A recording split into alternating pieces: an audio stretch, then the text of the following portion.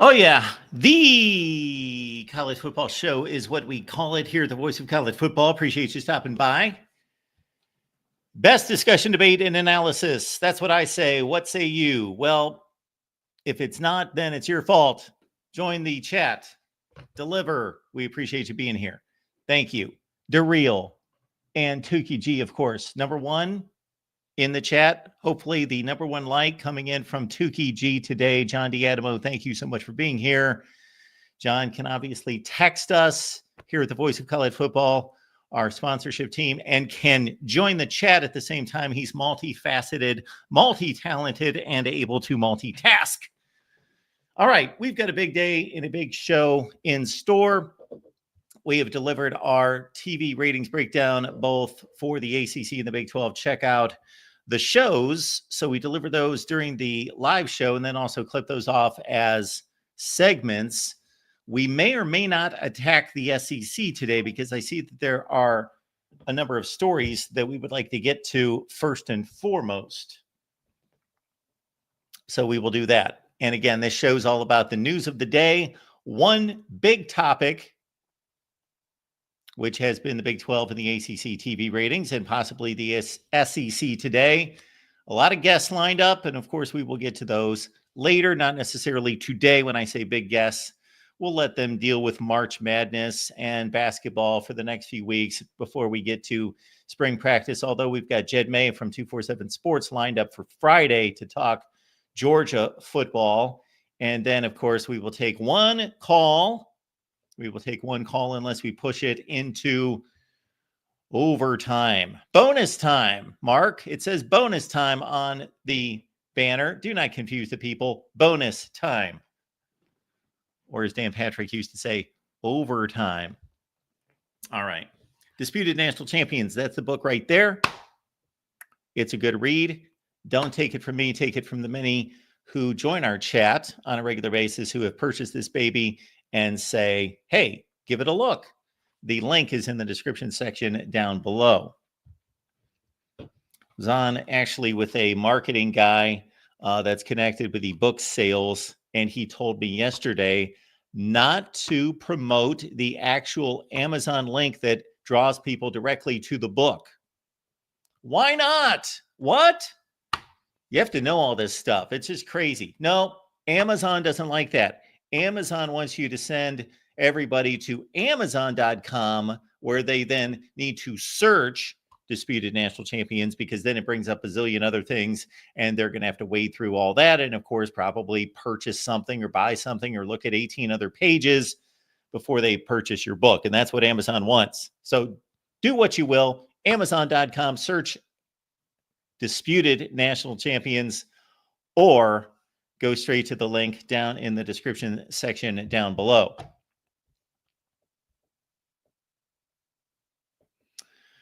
All right, folks, let's get to the news of the day. And keep in mind, I believe the Michigan show, the call-in show, is Friday night this week, not Thursday night, Friday night. There's a big Michigan call-in show every week on Thursdays, but push to Fridays this week. Let's get to the news of the day. And spring football is not what it used to be, is it? That said, we generally don't want to sell that narrative. This is crazy. ESPN is a blank page. There we go. Are they coming through now? I have never seen this before. This is what ESPN looks like right now. ESPN.com. That's what the college football page looks like right now. What? They throw up an ad and there's nothing. Nothing there. Nothing. They ruined my show. Okay, we could probably find these elsewhere, but that is very odd. All right, what are people doing in the chat? I don't feel like looking up these stories anywhere else. We're going to talk about USC and Texas have canceled their spring games. And then also I saw that Luke Fickell got a contract extension. How did that happen? 1 year, not 1 year like next year or the year after, 1 year in 2031. And Sark got a big raise And then there was also something else I wanted to hit on, but we'll get to it in just a second. We'll give it one more try when it comes to ESPN. Nope, still blank. Maybe it's my Wi-Fi, but if you can all see me, that certainly takes a lot more power than calling up a website. So we will find it this way.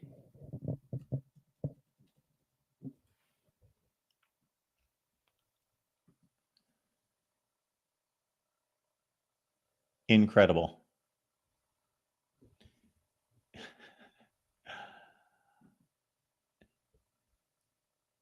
Did ESPN figure out after almost 5 years how to screw me? Is that what they're doing here? That could be it. Possibly they figured it out finally. They have tracked me down.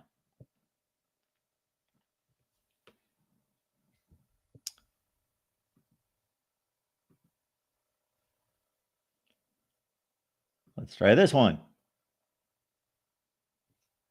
And I promoted USC and Texas. Little did I know. Look at that. Okay, so before we get to that, Michigan podcast with Steve Deace this week. That was a fun time, so check that out. I'm actually thinking about doing a video or a live stream where I respond to the comments on Michigan podcast, because as you might imagine, some of them have to do with me. And this particular week, he had me on for almost the entire show. So that was an interesting read for me. I don't always go into those comments and look. I don't think of it, but I did this week because, again, we did a 45 or 50 minutes on Ohio State and Michigan. All right. You know it's serious when I get the glasses out. We're talking news here, folks. USC Trojans. I don't know why we need to include the nickname of the school just for one of the teams. That's bad headline writing, unless I'm missing something here. USC Trojans, Texas, Ohio State cancel spring games. Tampering problem in college football. This just came out 2 hours ago. And of course, there's a tampering problem in college football. So there we see the USC GM Chad Bowden. I believe he just received that position. So USC will not hold a traditional spring game. USC's latest Big Ten program to opt out of their spring game. I almost thought that was a typo for a second. Yes, USC is in the Big Ten. Joining Nebraska and Ohio State in the SEC. Texas also opted out. A trend that could more and more common. Who's writing this thing? Kendall Hollowell. Okay. They have some editing issues there with whomever this is, which I need to credit SI, USC Trojans SI. But I do not credit them for their editing skills. All right. A trend that could more and more be common, I guess, with tampering running rampant in college football programs are unwilling to showcase their team to a national audience that includes other schools.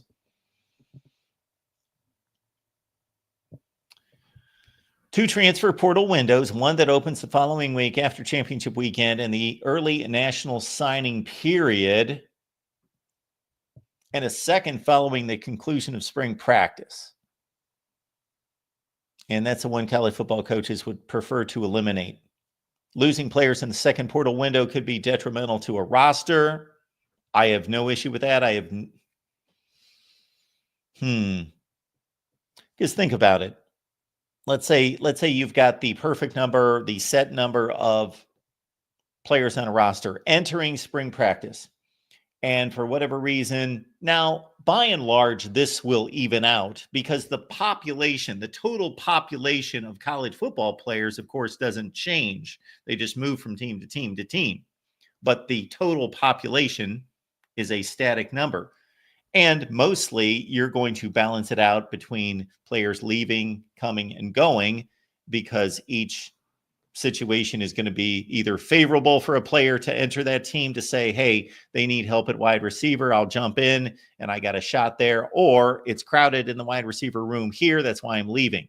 So it should naturally, organically balance out. However, that's not necessarily always going to be the case. So coaches get caught after spring practice now that if you, let's say, had the proper number of players on the roster and you lost 12 players after spring practice and you only gained 3, I can understand the issue here. Losing players in the second portal window could be detrimental, not only because the program could lose key starters if poached by other schools that could offer more in NIL, but also its depth for the season. The word tampering doesn't exist anymore. Matt Rule said it's just an absolute free, open, common market. I don't necessarily want to open up to the outside world and have people watch our guys and say, he looks pretty good.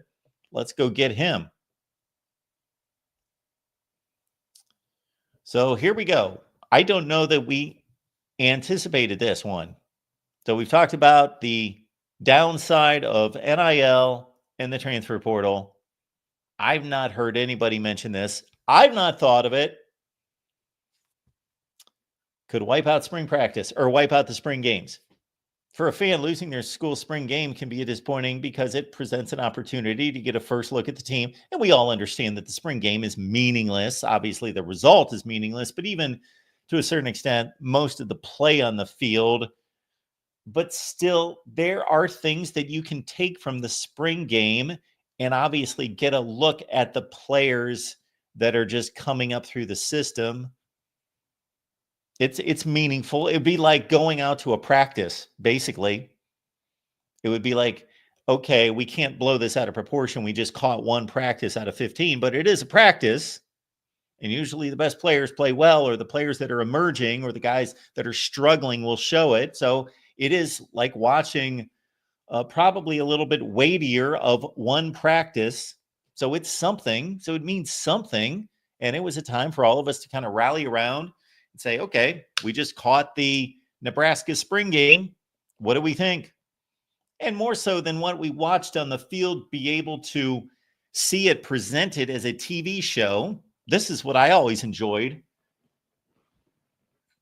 This is what I always enjoyed from the standpoint of the networks that get it. And at this point, I think they all get it. But at first, they used to broadcast these like they were actual games.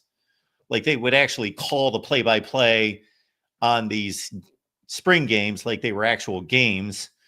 And at some point, ESPN led the way in determining, no, this is a TV show. Let's make it a TV show. It's not a game. This is an opportunity to showcase the team, talk about the strengths and weaknesses, talk about the young players, talk about the position battles. And that's the way it unfolded. Yes, Gregory, spring games are boring. Absolutely, they are. I think I won't be fooled into thinking otherwise this spring. But usually when I start to see those spring games line up on the TV schedule in late March into through April, I get a little excited. And then, I turn on the spring game. And after 3 plays, I realize this sucks. It's a spring game. But if it's presented correctly by the TV network, and again, hats off to ESPN, they do this better than anyone. But the other ones are catching up, getting the idea. You don't broadcast it like it's a game. It's a TV show. Sure, you show all the plays, but you talk to the coaches. You talk to everybody possible. You present as many statistics and lists and graphics to supplement, and you get down and you get close to the field and you do all those things and you present it as a TV show. And it's just a fun time for the fans to get caught up on their team and get excited for football. And that is going to be taken away. I don't like this. Don't like it. No spring games at Texas, USC, Ohio State, Nebraska, I guess is what we're seeing here. It's a smart move to keep their roster intact. Coaches will pump a ton of reps into the players on the current roster with hopes they still will be around in the fall. So you got that there.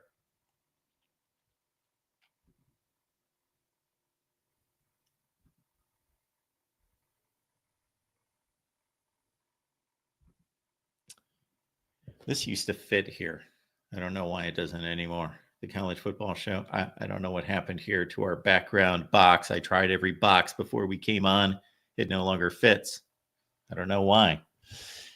All right. None of you care about that. All right. Let's see if ESPN will open for me. Hey, look at that. And we've got our next story, which involves if you coach college football, I wouldn't want your schedule. I'll say that. I got enough work to do. I work long enough. I don't need anybody else's work or work schedule. But these guys work about as hard, or at least as long. I wouldn't say as hard. It's not like they're digging ditches, but they work as long as anybody in America practically. So I wouldn't want their job. If somebody wanted to pay me $12 million to coach a football team, I think I would say, you know what, I'll do it for 2 years. And then I'd be done. And I'd invest my $25 million and be off and running. But so I don't like that part of it. However, in college football these days, you have one good season. I know Sark's had 2 straight, so I'm not talking about him in particular, but just look around. Anytime a coach has a decent season, he gets a contract extension. And I get the point. I get the point back before the transfer portal. It was to show recruits, he's our guy. He's here to stay. I would think that that message and the impact of that message is much less today than it's been at any time, because the players are thinking anyway, if I'm here for one season, or it may not even turn out to be one season, it might just be one spring practice, and this ain't working out for me, then I'm gone anyway. I don't care who's coaching the team. I know I'm simplifying the matter, but still. All right, so next up, we've got Steve Sarkisian with a contract extension and raise.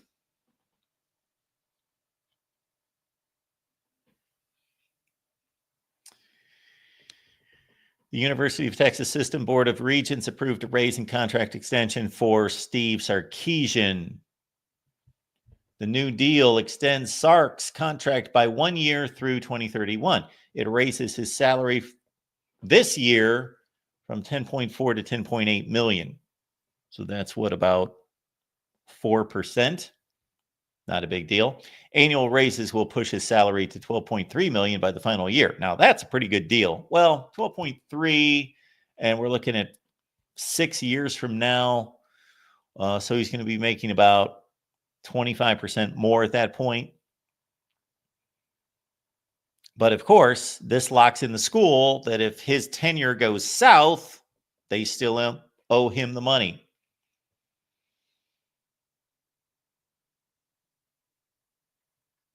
The Regents also approved raises and 1 year contract extensions for special teams coordinator Jeff Banks.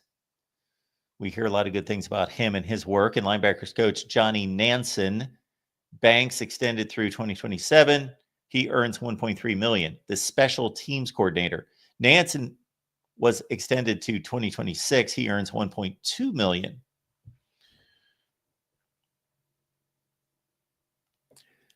Texas in the CFP the last 2 years, reached number 1 for the first time in 16 years, etc. Sark is 50, 38-17 record, 4 seasons in Texas. So that's what'd he go? 5-7, 8-5, 12-2, 13-3. Now he's got Arch Manning set to take over as the starting quarterback. And we know about Arch Manning. And I got to tell you, when Sark was hired at Texas, my analysis was simply, I would not have made this move. I wasn't saying that he was going to fail. I was not predicting failure, but I was basically saying, why? He had the Washington job. He had a top 5 job, roughly top 5 to 10 job at USC. Didn't do anything with that. He had a top 10 to 15 job 15 to 20 job at Washington, did nothing with that. Those programs, those situations were both better before and after he was there. But he was, of course, a model student at the Nick Saban Home for Wayward Coaches, and he delivered there and was the OC for a national championship team. And so here he is, and he's done a great job. And recruiting's on a roll. Everything's on a roll. Everything's on a roll. Look at that. Will with a tremendous memory there. That's one of my first Mark videos when Sark got hired. That would have been in 2021. Interesting.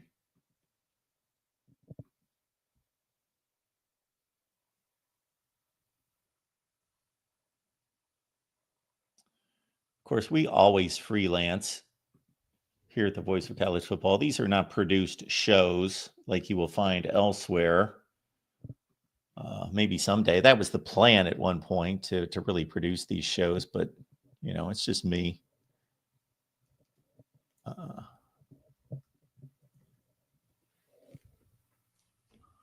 Texas fires Tom Herman. 5,000 views streamed 4 years ago. Okay. I don't recall that thumbnail or doing that. Is Steve Sarkisian next? The Sark era begins. Okay. Texas will be back. Okay. I guess I hit on that one 3 years ago.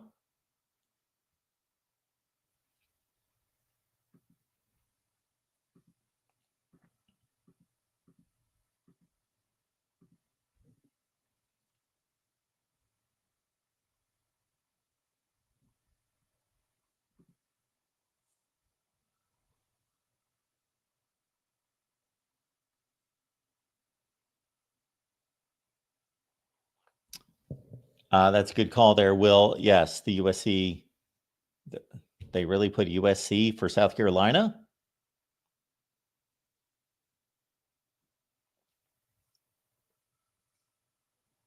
Okay, I guess so. But you know what they did down in the article, though, in the first paragraph of the article, they put in Texas Longhorns. So I was thinking it was for SEO purposes. They were just trying to latch on to anybody who was just looking up Trojans or Longhorns. Gregory found us on a Saturday night after getting home from the big house. Well, I'm glad you found us, Gregory, and I hope we're delivering for you. I guess we are, since you're still here, and you certainly are a loyal supporter, so we appreciate you. I would be curious about what up in these videos. Tom Herman out at Tech. Let's kill that. Got our buddy Steve Helwick there. All right. Tom Herman, who I thought was a good hire, thought he was going to do a great job, got the Christmas tree there. But yeah, Tom Herman, I thought that was a good hire. I was all in on Tom Herman. Thought that was a good hire. Then, yeah, they hire Sark here. And this was the Texas show that we do with Matthew Miller. Matthew Miller's got that one with our buddy Gerard every Monday night. Monday night is the Texas show. And I am just taking this off the rails, aren't I? I'm just curious. What's this about? Texas Spring Look with Sark. All right. Anywho, on to our next story, which involves another coach. And then we're going to get to this CFP talk.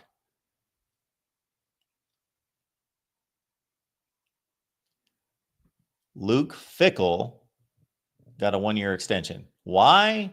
I have no idea. That extends through 2031. Let's see if you're talking to 2026 and 2027 class right now.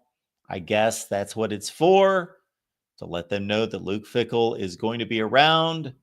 Although we all know it doesn't mean that he's going to be around? Yes, Gregory, the production changed over time. And when I see that, I actually believe it's gone for the worse. But that was not the intent when I moved. But we just took that backdrop and I just threw it in the trash. I got sick of it.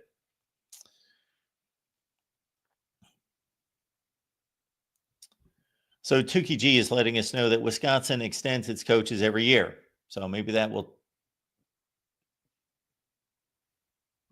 be talked about in this article by ESPN from the AP, actually.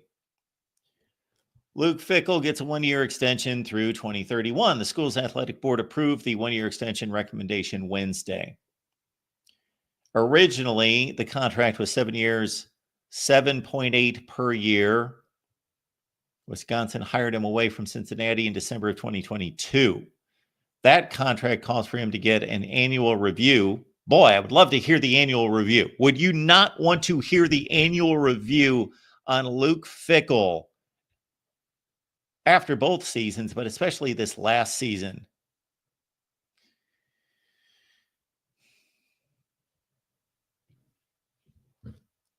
Offense, D. Defense, C-. Special teams, I don't know. I'd have to go look. Nice performance against Penn State for most of the game. Really nice performance against Oregon. You beat up on the likes of Purdue and Northwestern. You played a good half against USC. The rest of it was trash. Sucked. You were horrible. There is the review on Luke Fickell. Fickell has received a one-year extension after each of his 2 seasons on the job. Tukey G let us know that, assuring he remains on a 7-year deal. This latest extension comes after Wisconsin finished 5-7, did not make a bowl game for the first time since 2001, had made a bowl game 22 straight seasons, ended the year with 5 straight losses. They were 5-2. So Fickell is 13-13. Won a bowl game when he first stepped on camp, which I enjoyed watching that. I like when the head coach takes over the team, gets hired the first week of December, and says, you know what? I'm the head coach. I'm going to coach this team that I've not coached before. These players don't know me. I'm the coach of the team. I'm going to take it away. I don't recommend that, but I just think it's interesting. And of course, Luke Fickell had a remarkable run at Cincinnati. We all know what he did there in taking, of all schools, Cincinnati. They've got to be they are the biggest surprise in the history of the CFP. Not that they made the playoff, because obviously they were one of the best group of 5 schools and were the best for a run there, 2020, 21, 22. In that range, but they are the least of the schools to make the college football playoff. They have the least historically. TCU might have been a bigger surprise as a football team that particular year, but talking about schools that are unlikely candidates to make the CFP, Cincinnati would be at the top of the board. And you all came to the show today for us to review the one-year contract extensions of the volleyball coach and the women's soccer coach, and of course, Neil Jones, the men's soccer coach. Good to note that as well. Got the women's soccer coach an extra year. Excellent.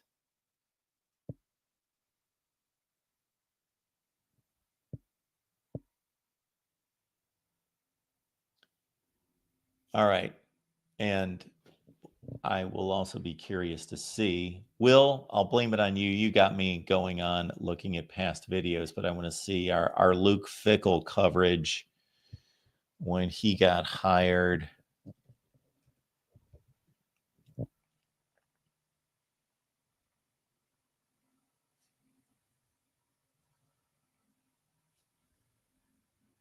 Oh, man. We did almost a 4-hour live stream. Goodness gracious. On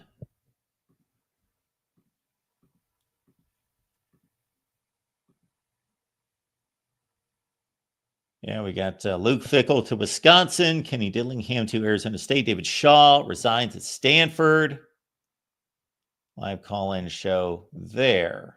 November of 22. So right when the season was over, apparently. I recognize some names in the chat there. Good stuff.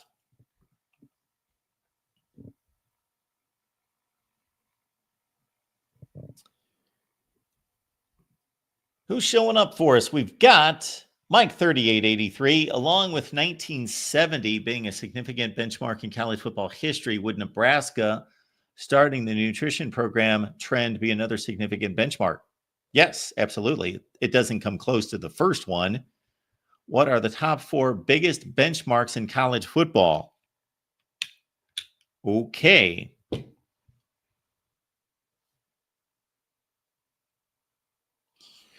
The number one benchmark, if you're talking about progressing the game, yes, progressing the game and advancing the game, evolving the game. Number one, first and foremost, is desegregation. No question about it. Desegregation is number one. Number two, I would go with the forward pass, which was in 1914. I don't think anything before that is very legitimate in regards to it being football. It's not football, it's rugby. And then this is a good one here with the nutrition program. I'd have to delve and dig a little bit deeper into that. I know that Nebraska was really at the forefront of that throughout the 70s. They had already started lifting weights and looking into nutrition, and then it really hit its zenith in the 80s. And then, of course, everybody caught up with them. So you want one more, or if I'm going to take the place of one of the ones I already named,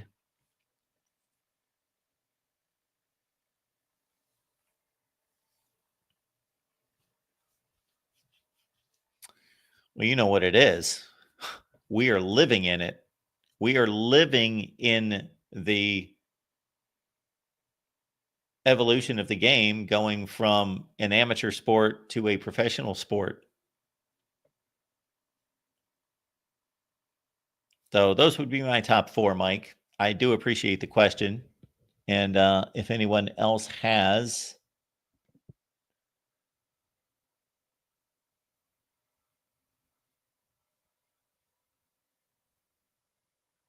anybody else has any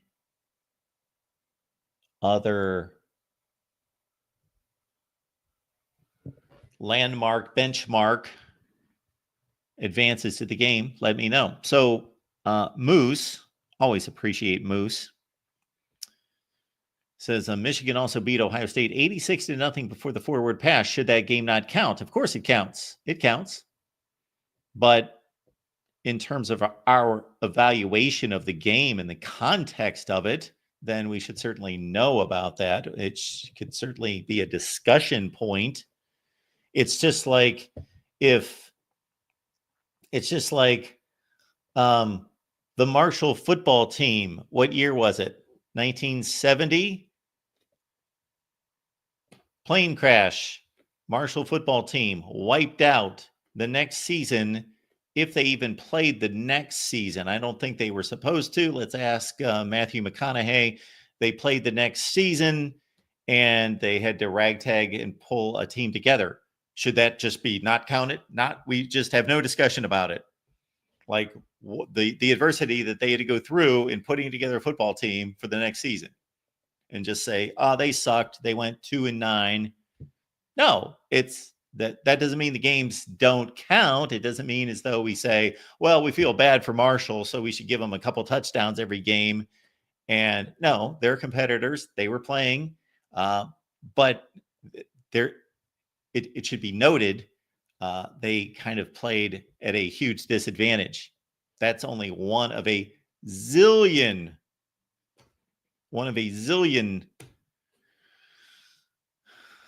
examples I could give. You guys have some good ones here. Todd is saying no SEC TV viewership rankings. I'm debating it because we're getting into this other news, and there's one other story I'd like to hit on. We might delay the SEC to Friday, push the Big Ten over the weekend. We might do that. No, Todd, I don't believe we're going to hit the SEC today. Yes, context matters. Thank you very much. Yes, it does.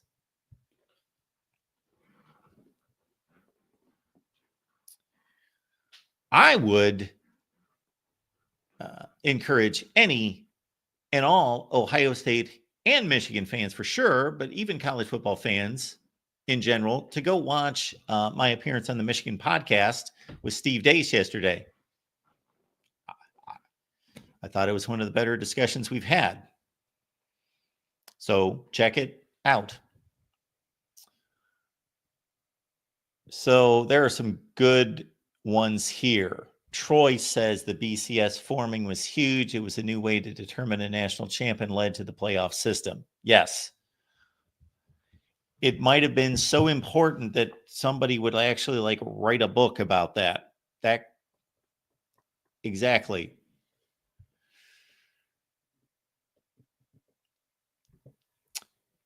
Aren't eras difficult to compare? Yes, they are. They can be difficult to compare. Does that mean you don't do it? Things can be difficult in life and you still do them. Are coaches difficult to compare? We're going to do coaches rankings in a few weeks. Are coaches difficult to compare? Is it a complete perfect comparison to compare the work that Clark Lee does at Vanderbilt and what Kalen DeBoer at Alabama does there? No, that's not a direct comparison, but we still compare, contrast, look at the conditions, the circumstances, obviously look at the record. It all starts with the record, and we still rank the coaches.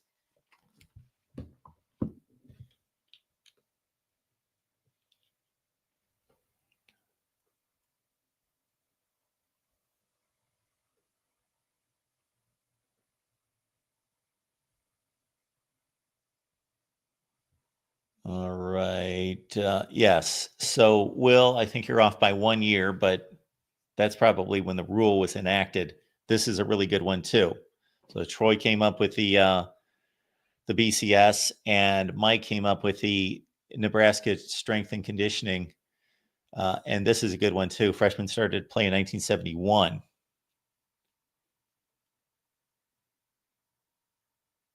This is another indication of how this sport has been treated differently and how it's become serious. You didn't have freshmen play in 1955. The sport could only be so serious if you're actually taking a freshman into the program and saying, sit, go to school. Can you imagine us doing that now? It would be a really good thing for these guys, probably.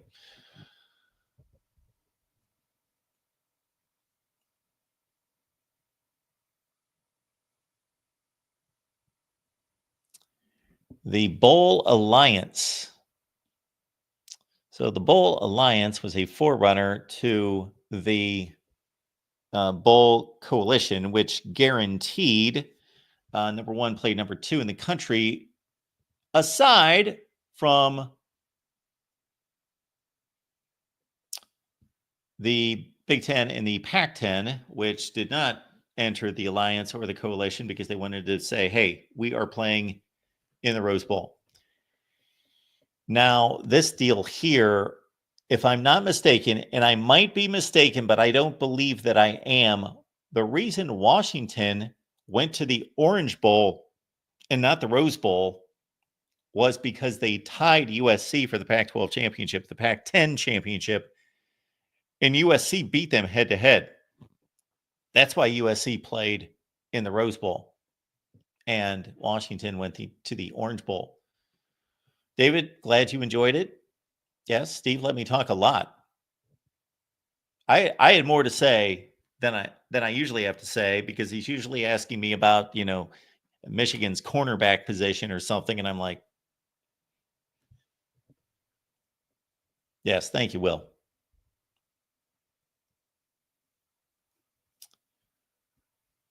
All right, next up, we go from that, and I keep having there we go. We are $20 away. $80 away from calls, but we will take one call. But we're going to go to the next story, which should really be an interesting one.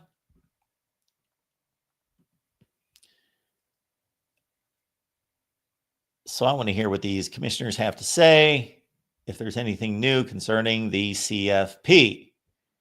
This story is starting to nauseate me.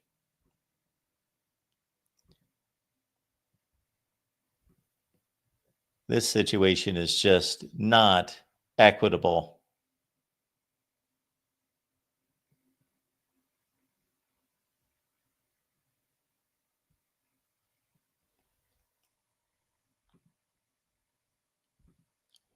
What's funny is David and Moose are discussing whether Steve Deace lets me talk. And I just appreciate the invitation. The guy's had me on his show for 4 or 5 straight years, almost every show. So it's an honor, a privilege. I do not take for granted that he asked me to be on his show every week, practically every week. So when he talks over me or whatever, that's fine. But what's funny, David, to your point, all you have to do is go in the comments section. And it doesn't happen so much now, but for years, a few years, that was a ton of the comments was about Steve talking over me. I have not, I have not watched a PTI for certainly for the time that I've not been at ESPN, which is October of 2020, and probably well before that.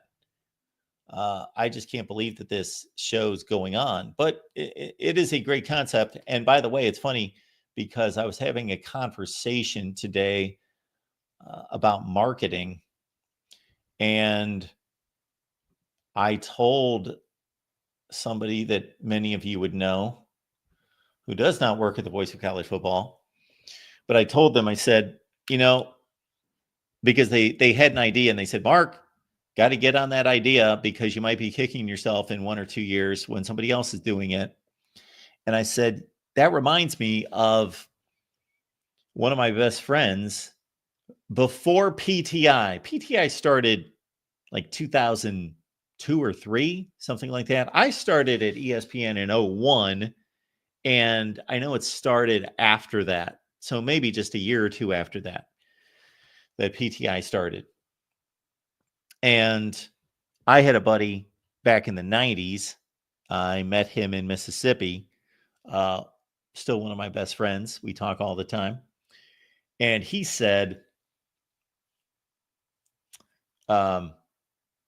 this is way before PTI started. He said, it'd be great if they came up with a show where they would have 2 guys debating sports topics, and they would actually show the topics on like a timeline, and they would give each topic, let's say 5 minutes, and you would argue the topic for 5 minutes, and people would know, okay, if I don't care about this topic, well, I can see what the next topic is going to be, and then the next topic. And even if I got to wait for the next 4 topics to get to the topic I want to see, it would keep people watching.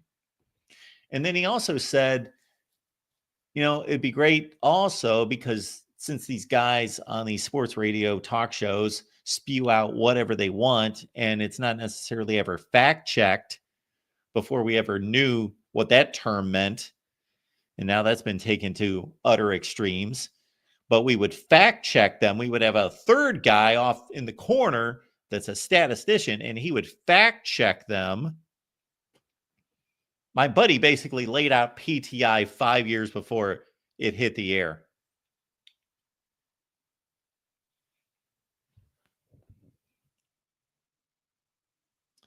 All right, let's get to the CFP talk out there. This is in New Orleans, following a joint meeting between athletic directors representing their respective conferences. SEC Commissioner Greg Sankey and Big Ten Commissioner Tony Petitti So they've agreed that the way teams are seeded in the 12-team college football playoff should change this fall. This fall. And that rarely happens in college football. Usually they make some kind of determination and say, that's going to start in 2028. Not this time. While the voices of the two wealthiest and most powerful conferences certainly carry weight, any changes for the 25 season have to be unanimously agreed upon by the 10 FBS commissioners and Notre Dame athletic director Pete Bavacqua. Let's take a quick pause right there because this is time for me to give my opinion on Notre Dame's place at the table. Okay. 10 FBS commissioners, Pete Bavacqua. 10 FBS commissioners of leagues that are anywhere from 12 teams to 18 teams, Pete Bavacqua. Something doesn't quite balance out there. All right. I am prepared to vote for seating change, but it has to be unanimous. Yeah, that's what we just read, Greg. This past season, the 4 highest ranked conference champions, we know what happened this season. You had a group of 5 team, Boise State out of the Mountain West, grab a number 3 seed. That was unexpected. And then Arizona State was the 12th ranked team in the country, and they rose all the way up to the 4th seed. 3rd ranked Texas and 4th ranked Penn State were runners up in their respective conferences, but they couldn't be seeded higher than numbers 5 and 6.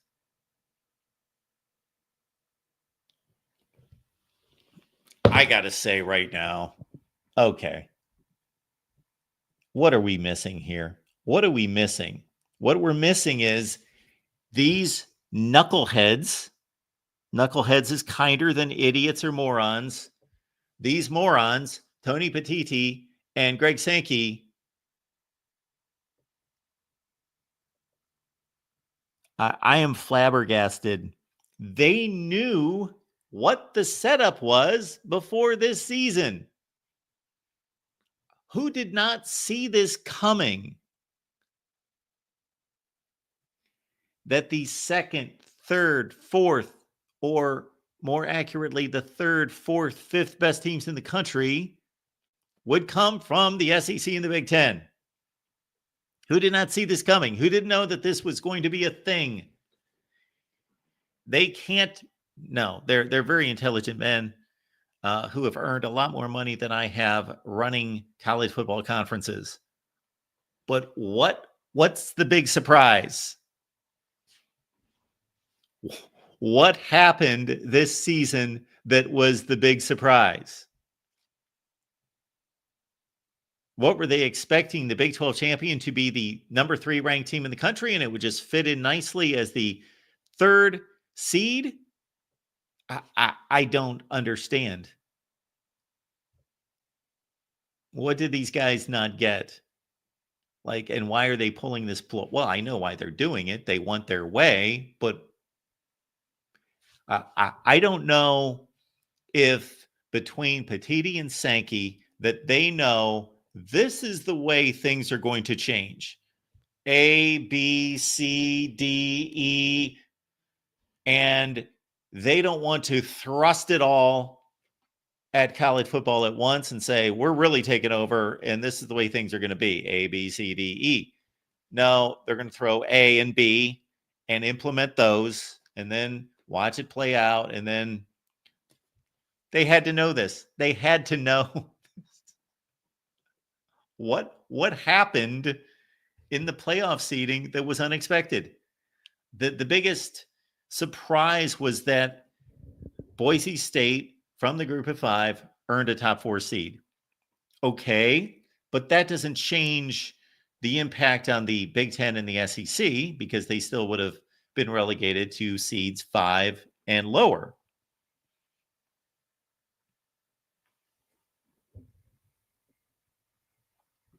Thank you, David. Mark Rogers for College Football Commissioner. Mark, can you handle the pay cut?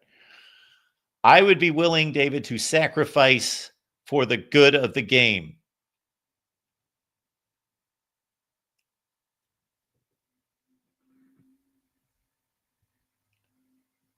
All right.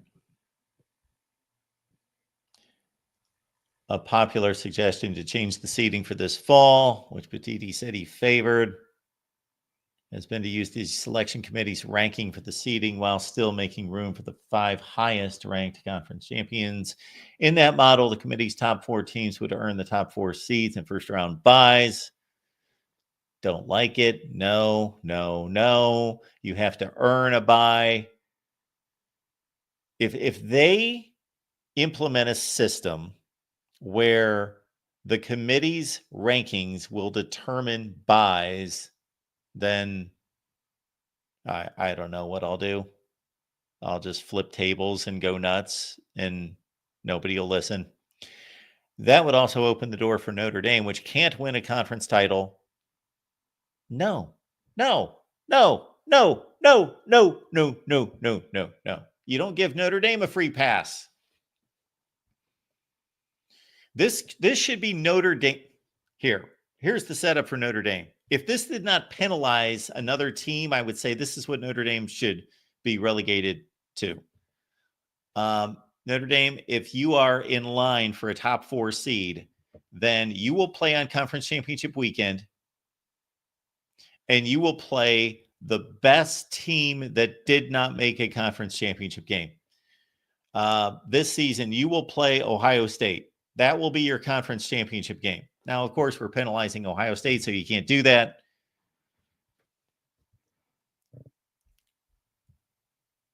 We're in favor of going to a straight seeding where there's no difference between rankings and seedings like we had this year. We're in support of that for next year. Now, Tony Petiti only had the job for a few days, and he gave us the hint that we needed when he said, we in the Big Ten are going to play higher leverage games. We're going to match up our best teams, our biggest brands in late October and throughout November. So I thought, okay, that's great from the entertainment standpoint. But he also said, we're also going to guarantee that there are more Big Ten teams in the playoff. And my first thought was, well, that's counterproductive to have the best teams playing each other more consistently in the Big Ten. They're going to have worse records. They're going to miss the playoffs. But I knew that there was a catch to it. And we have heard in recent months what the catch is: the guaranteed spots in the playoffs for the SEC in the Big Ten. And this tells us, of course, all that we need to know. And this has been on the table for quite some time, but what we needed to know initially when the Big Ten and the SEC put together their own advisory committee, and they meet themselves. They just meet. The Big Ten and the SEC came less than a week before. Both Petiti and Sankey will meet in Dallas with their fellow FBS commissioners. Okay, they're all meeting together, but there are meetings just between the Big Ten and the SEC. Have the bulk of control over the CFP. And one of the reasons why is we're seeing that in going through our TV ratings breakdowns. We all know why this is happening. So it's not that it's not justified financially. It's not good for the sport.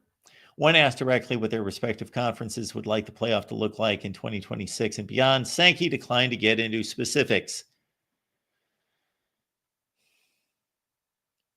The 4 power conference commissioners are set to have a call this weekend in advance of next week's CFP meetings in Dallas.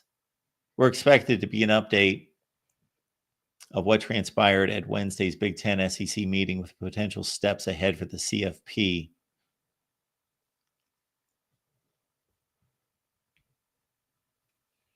I think they might as well just take this thing to 16 and just bypass 14. Although that would screw with my little book here, because 14 was supposed to be the next step. I went with 14. Sources in the SEC and the Big Ten have also favored a certain number of automatic playoff spots for each league. We know that. Sources in the Big Ten seem more aligned in their desire for automatic qualifiers. A popular model includes 4 guaranteed teams, each from the Big Ten and the SEC, 2 each from the Big 12 and ACC, 1 spot for the highest ranked group of 5 champion, and 1 at-large spot, Notre Dame.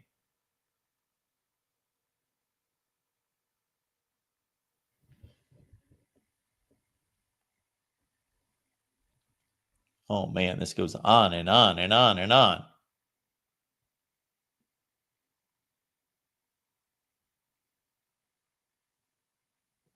I love this closing comment by Tony Petiti. Moving forward, Tony described a methodology that was agreed to by everyone a year ago for how decisions will be made by everyone, not dictated by us, agreed to by everyone, he said.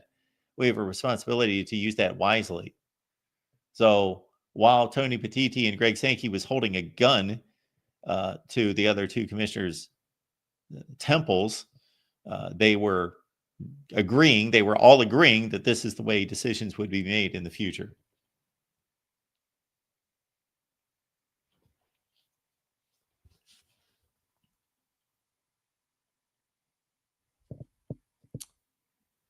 Oh, sad.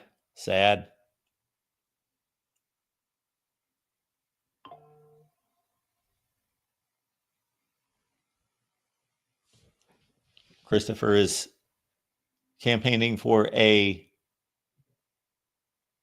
Big East Conference to be reinstated. Dave E. Mark, let me be college football commissioner, please. Hey, Dave, if there's some type of procurement fee or something, then I would be all for that. I don't know what you would do with the sport.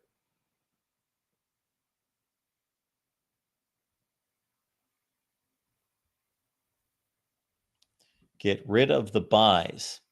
The only way that I can tolerate buys is if they are earned.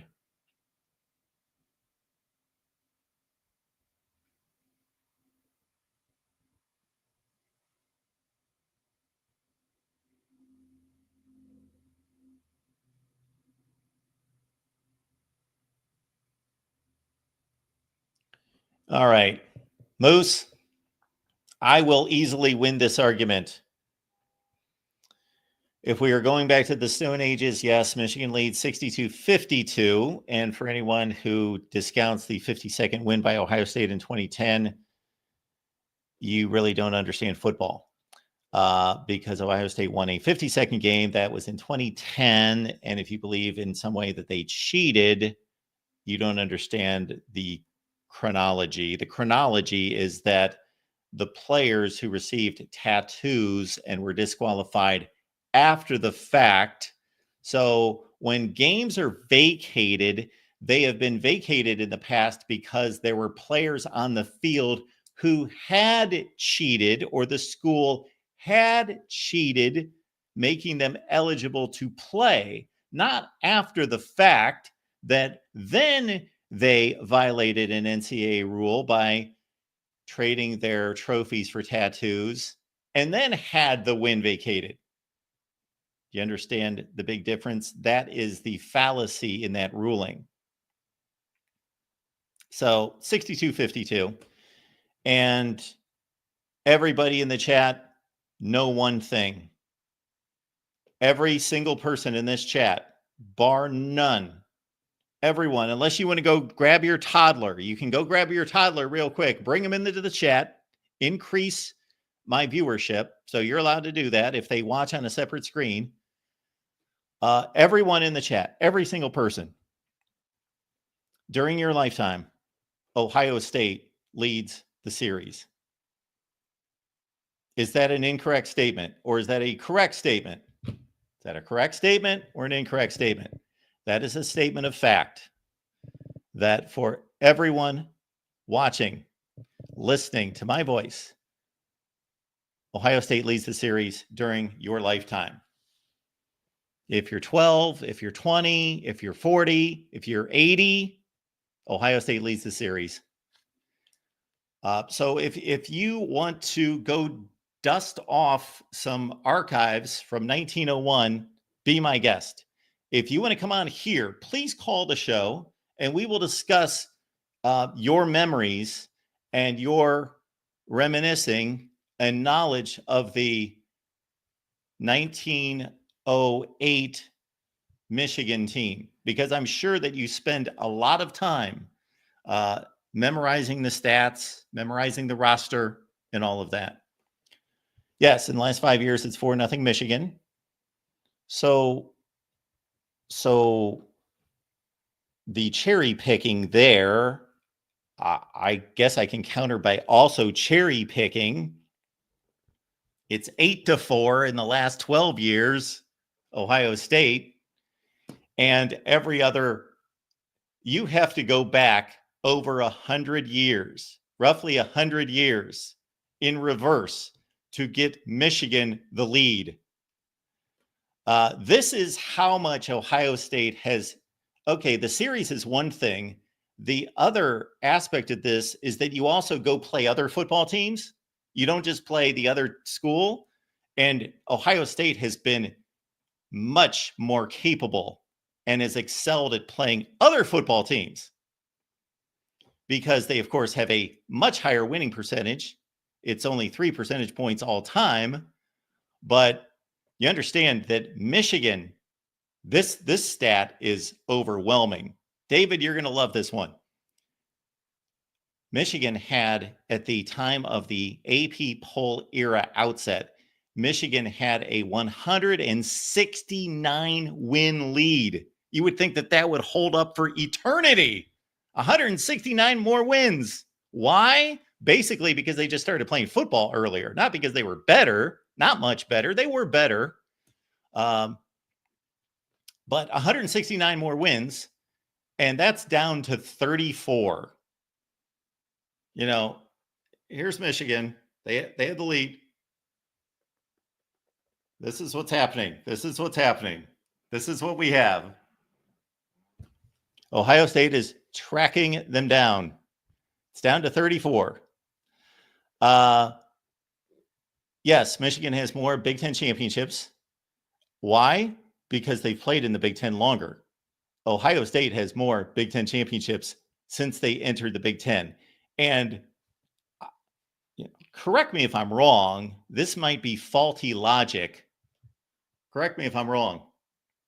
Can Oklahoma win any more Big 12 championships? Will Oklahoma be winning any more Big 12 championships in the future? Or Texas? I don't think so. They're not. They could go undefeated, win every game. They're not winning any more Big 12 championships. So they could get eclipsed at some point in the future in terms of Big 12 championships, correct? They could get eclipsed. Might take a long time because they've got such a big lead, but it will eventually happen because they're not in the league. So it's kind of hard to win championships when you're not in the league. And you know what Ohio State wasn't doing when they were not in the Big Ten? They must have a horrible football program, because when Ohio State was not in the Big Ten, you know what they were not doing? They were not winning Big Ten championships. Michigan was winning Big Ten championships when they were in the Big Ten, but Ohio State, I don't know why they couldn't figure this out, but they couldn't figure out a way to win a Big Ten championship not playing in the Big Ten. That was difficult for them to do. They couldn't do it. But once Ohio State entered the Big Ten, voila, they started to win Big Ten championships. How about that? They actually started to win Big Ten championships because they were a member of the conference. And yes, Michigan has a lot of national championships in which we can all reminisce about those great games in 1901, 2, 3, and 4, which at that same time, in that same decade, the likes of Penn State, Auburn, and LSU, they have enough integrity to say, you know what, we're not going to claim those national championships. We're not claiming those. They're a bit ridiculous.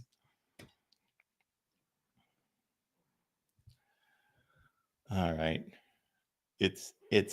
And I understand if I was a Michigan fan that I wouldn't want to hear that. I wouldn't want to hear the truth either. I know I wouldn't. And again, national championships, 8-0 Michigan. National championships, 8-0 in 1935. This is what it's been doing ever since.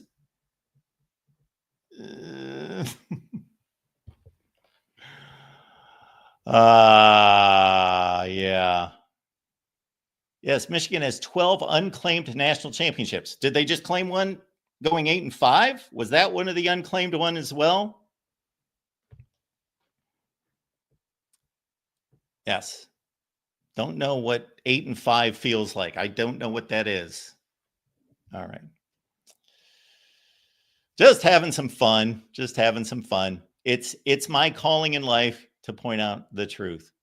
All right. The State of the Voice of College Football is coming up February 24th. If you're like me and you don't have a calendar attached to your brain, that's next Monday. Next Monday at 6 p.m. Eastern Time, we will talk not about Michigan's national championship runs, because I don't have recollection of all but two. But yes, February 24th, Monday, 6 p.m. Eastern Time, we will talk about our fine little operation here, and that only. That's all we'll talk about. And I was wanting to go through the SEC TV ratings, but again, we had so much of this other business, and I do not like where the CFP is heading. It may turn out to be a situation where the seedings reflect the rankings more accurately, and it's a more accurate portrayal of the best teams in the country. I'm not pushing back on that. What I might do is produce a video where we would go through,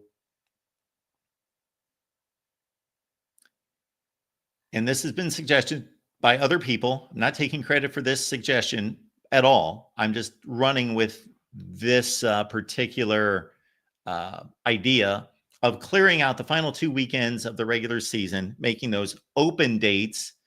And then once you conclude, let's say you're in the Big Ten with 9 conference games, you play 7, the other 2 are open dates, and then you play a play-in Final 4 on the last 2 weekends, and then you just match up the rest of the teams in the conference to determine the conference championship. You forget the conference title game, and that way you determine the conference champion. I kind of like that. I just love the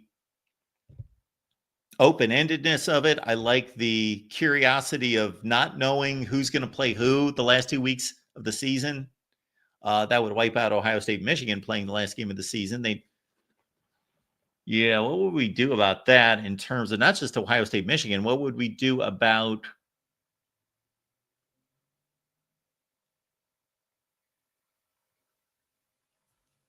if 2 teams are scheduled in week 7? When I say week 7, I mean the 7th game of the season, the conference season. And then they would have to go ahead and play the next week. It's unlikely, but it will happen. So there are some fallacies to that.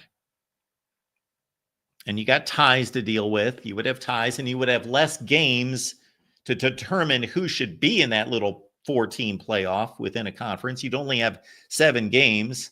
So this past season, after 7 games, you had, and this is not an accurate depiction because other games, the schedule would have been different, but you had Oregon 7-0, Penn State 6-1, Ohio State 6-1, and I guess at that point Indiana was 7-0 because they hadn't played Ohio State yet. So, those would have been the 4 teams in the little playoff. Interesting. I like that idea. I like that idea because right now the conference championship games are not working. They don't work. They don't fit the sport. There's not enough weight to them. They penalize the wrong team, all of that business. Yeah. There is so much that has to be done. And that's one of the reasons why I've not produced a video on this, because I want to think it all through. I would like to think it all through. David, I'm not sure about that. That's another project we've got going this offseason, is to go through the national championships. David, I would say a case Notre Dame and Ohio State should have shared a natty in 73. I thought Notre Dame went undefeated. Ohio State had a tie. Let's look that up real quick.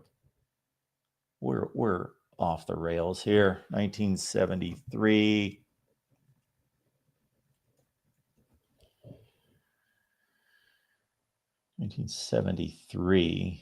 For some reason, I don't think Ohio State. Yeah, they tied a game. I'm not giving a national title to Ohio State that year. They tied. Oklahoma tied. Yeah, that's your final. So Ohio State tied. Michigan, of course, 10-10. So yeah, that's one for Notre Dame. Absolutely. What is this here from Go Irish Nate? Notre Dame doesn't claim 2012 as a national championship. Should they? Why would Notre Dame claim a national championship? Help me out with that one. Oh, man. Every time we get into these discussions, I think, boy, I got a lot of series to launch here. Because, yes, we do. We'll look at 1970, Will. Let's do that. We've got all-time program rankings to do. We got current program rankings to do. We've got coaches rankings to do.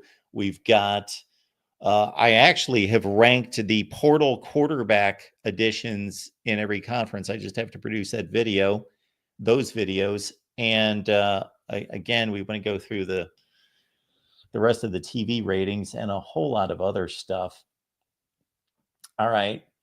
There's a reason. So forever, I've thought Ohio State should not claim the 1970 national title. However, let's see something. So we've got at the end of 1970. All right, that's the AP, and then we've got. Oh, don't we have the coaches poll? I guess not. Thought we would have the coaches poll on here as well. Yes, Ohio State should not claim a championship there. Now, if Nebraska would have tied, or if they would have lost, if they would have lost, then we would have 11-0-1 or 11-1. Then you could say anybody with one loss can claim that championship. That particular Nebraska team.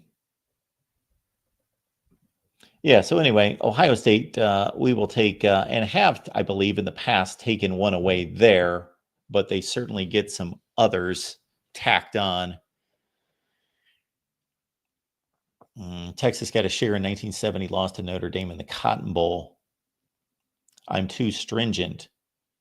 Yeah, well, we've got a system. But Ohio State can claim one in 96. Take away the one from 70, add the one from 96. 2012 is a tough one. I don't know what to do with 2012. If Alabama would have gone undefeated, then I would say Ohio State has no claim to a national championship, but they went undefeated, but played 2 less games because they were on probation. Adams says that USC was the best team in the country 2004. Absolutely, they were, although Auburn should claim a national championship in 2004.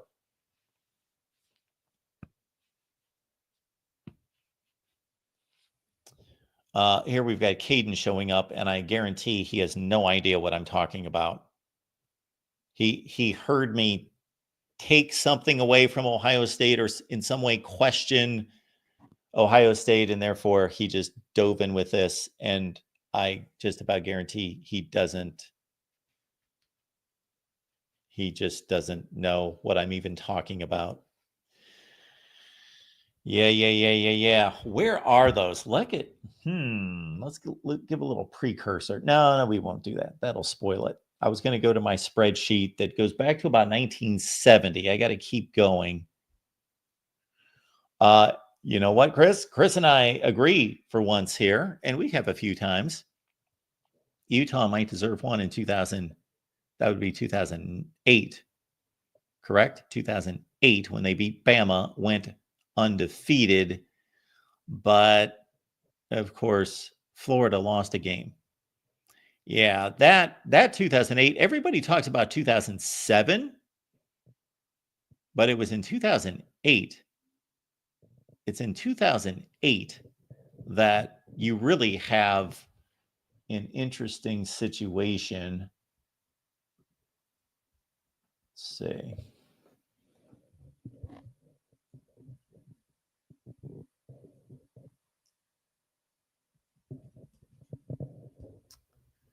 Hopefully we can find it here. That's the 2008 season. Where are the rankings? Shoot.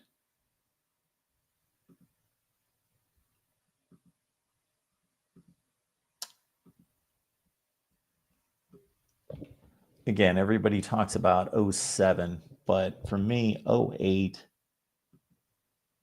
is interesting as well in the aftermath of all this. So for me,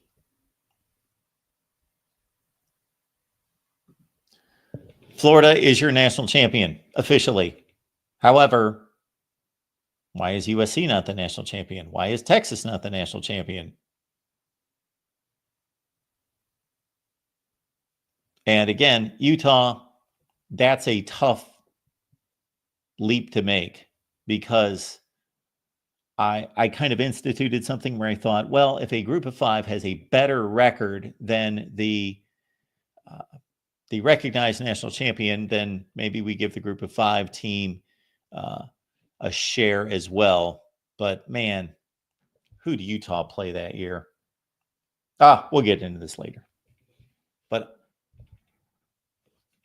in my rankings, in my declaration of national champions for 2008, USC gets one, Texas gets one,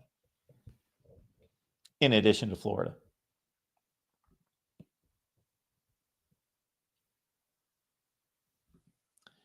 This I agree with Adam. That Colorado national championship was a complete farce. A complete farce. Not their faults. I'm not blaming them. They were given a win against Missouri, and then they had that ridiculous clipping call in which Rocket Ismail raced for a touchdown with about 45 seconds left in the game. And with Colorado's passing attack, they were not most likely, you can't say for sure, but the chances of Colorado scoring in the last 45 minutes, in the last 45 seconds of that game,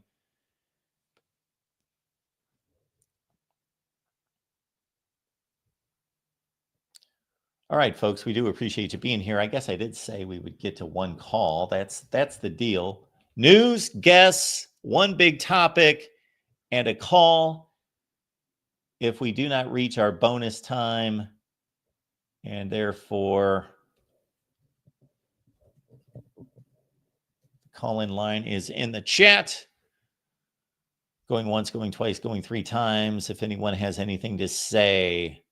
But as always, it is my pleasure to see all of you, including Gregory and D-Rock Irish and DeReal MVP.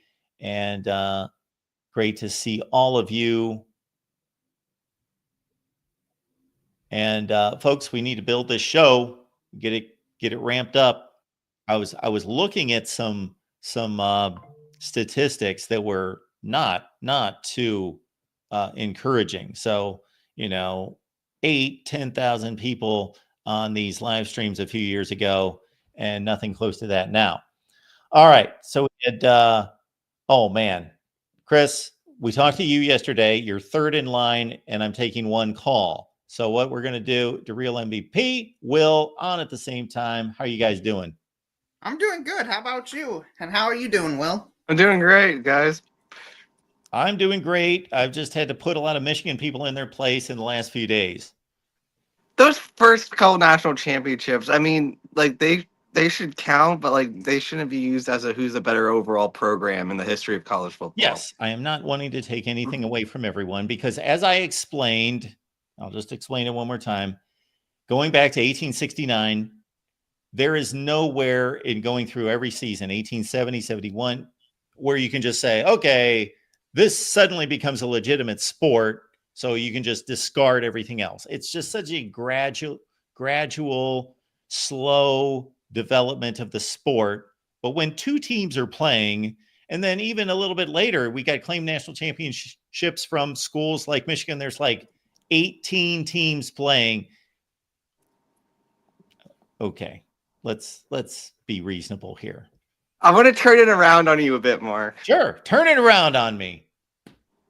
That 2002 Ohio State National Championship with the late call against Miami. Yeah, what's the problem? Should that one count then? If you're saying that the Colorado one in 1990 shouldn't count, would you say the same thing about the Ohio State? Well, let's whoa. Okay. Ohio State won 14 games, lost 0. Okay. Colorado lost a game, tied a game. They lost, in actuality, a second game because they were given a 5th down against Missouri. And because of the call against your Irish, would have lost a 3rd game.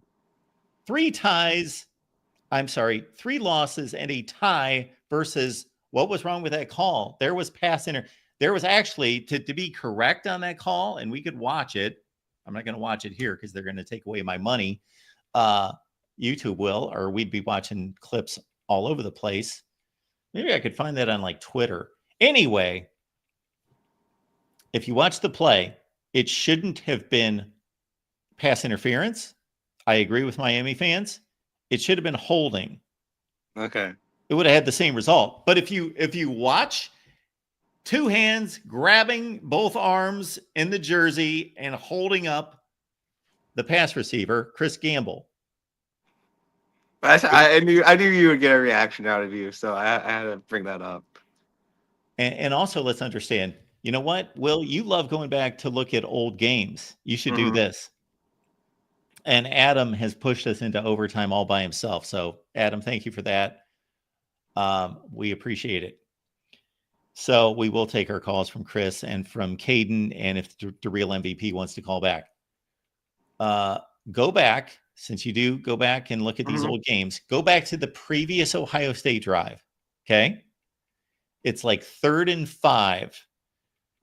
Gamble runs an out. He is clearly held by his jersey. Number 1.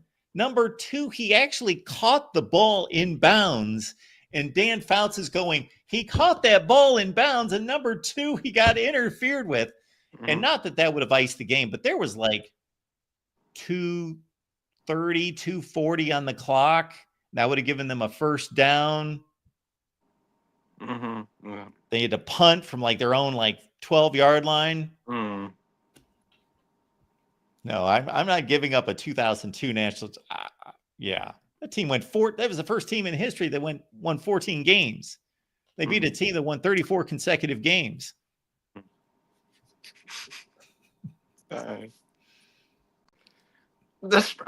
I'll say something about the spring games. It's just sad. I mean, it's like why? Like, if Notre Dame's going to keep their spring game going, like if Notre Dame's doing it, why is everyone else just quitting? It's on the spring game. I mean, it's not the end of the world, but it's just like why are you depriving your fans of seeing their team?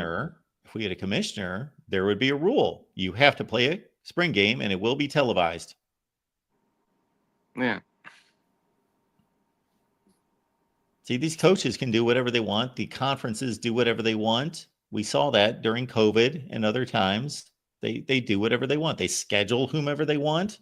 Baylor can go 25 plus years without scheduling a non-conference opponent who's ranked, who's worth anything. And I'll bring up one more thing, Mark, and then I'll promote our show and then leave. 2008 USC Florida. Who do you think the Gators win that game? That'd be a great game. Yeah. I have no idea. I don't know. I think that would have been epic. That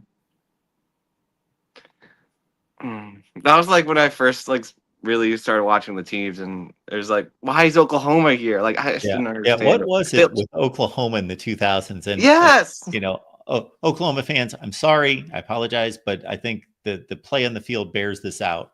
They showed up against LSU in the Sugar Bowl. It was on the scoreboard a close game, but if you watch that game, the 21-14 game against LSU, and everyone wanted to see LSU and USC play. And then, of course, the next year, they got completely trounced. And then here they are in 08. An okay game, decent game. They stayed within range. But, man, USC and Florida. Mm-hmm. All right, appreciate it, Mark. Okay, there's nothing against your Buckeyes. I was just making the argument because Why not? yeah. I get it.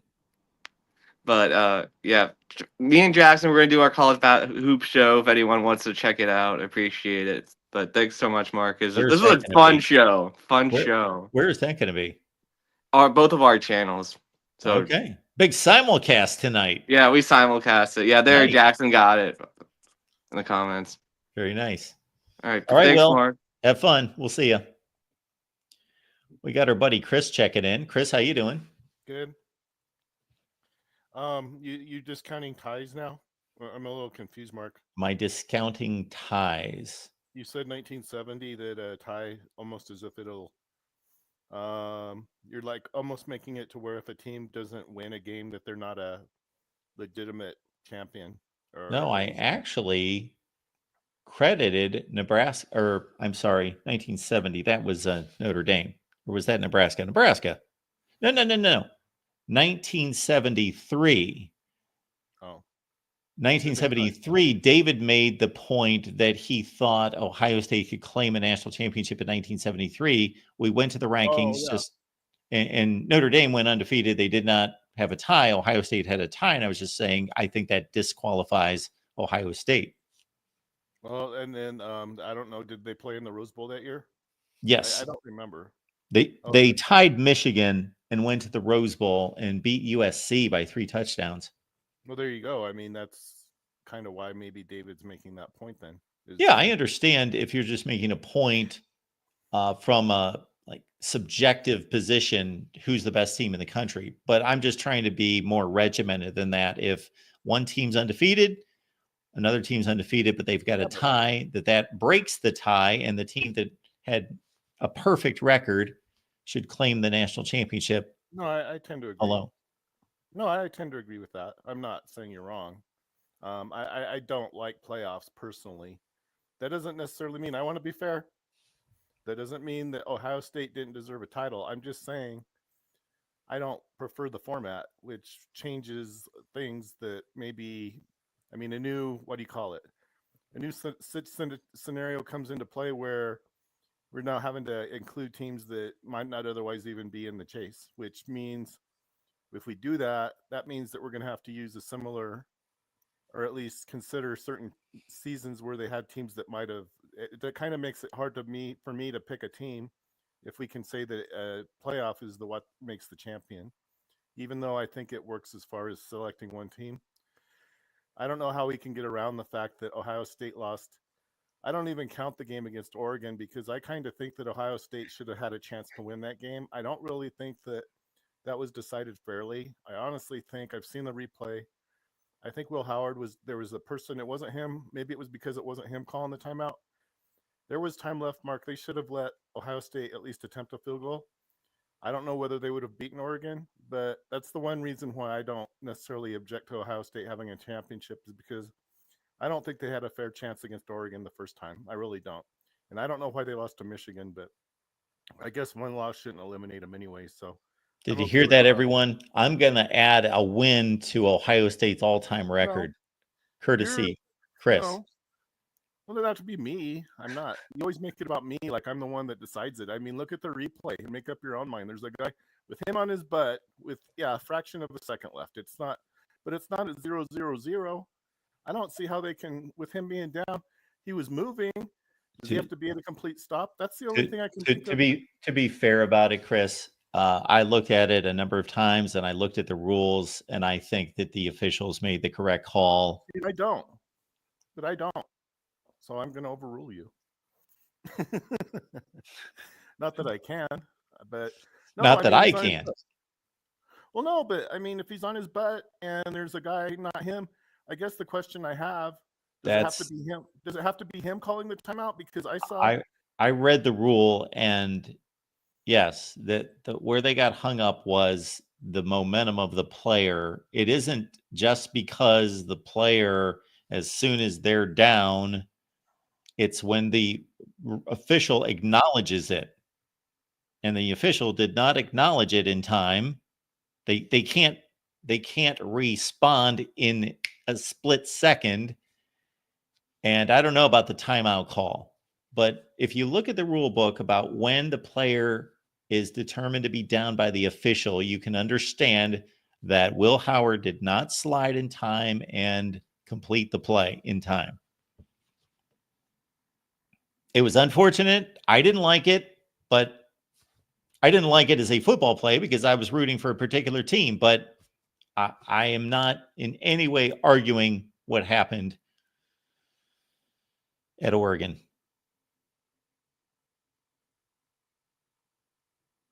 Chris, you still with us? I think Chris has left us, so we will keep it going. And we've got our buddy Caden is going to drop by here. Caden, how are you? I just literally spit it out my freaking Mountain Dew listening to you. God.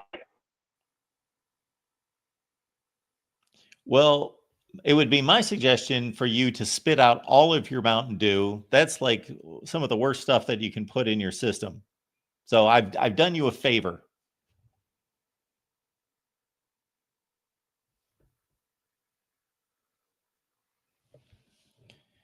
I believe somebody's looking out for me today.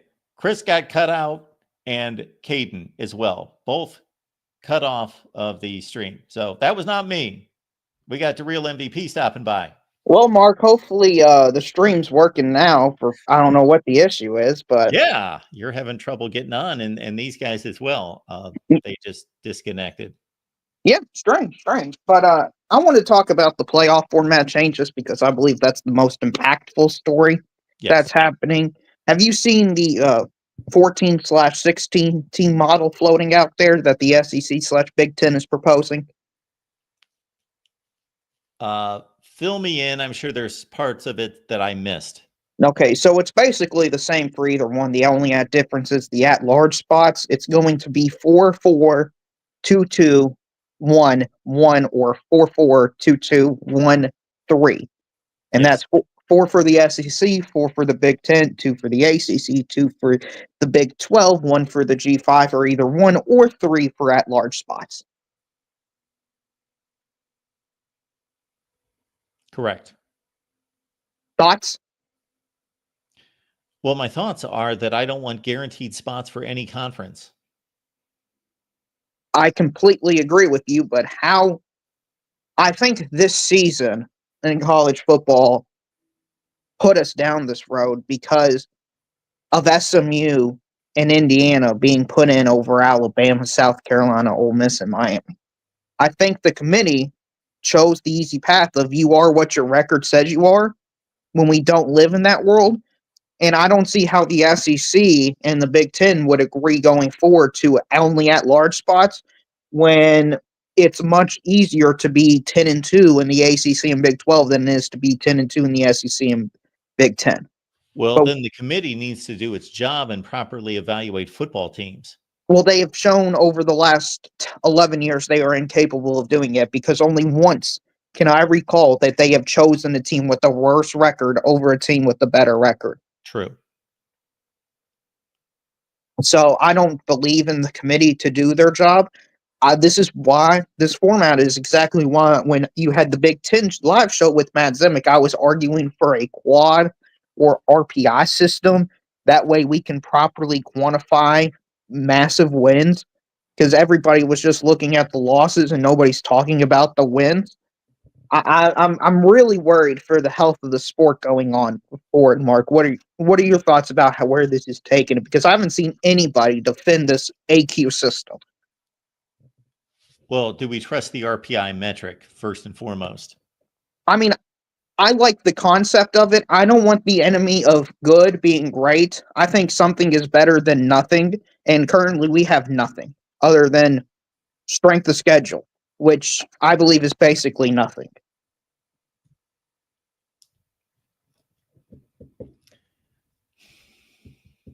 Because what I like about the RPI is you can see in real time how your metrics are being weighed based on who you win, who you lose to. It determines all your who you've played throughout the season, and it tells you, well, if this team beats this team, you're going to gain this much RPI points.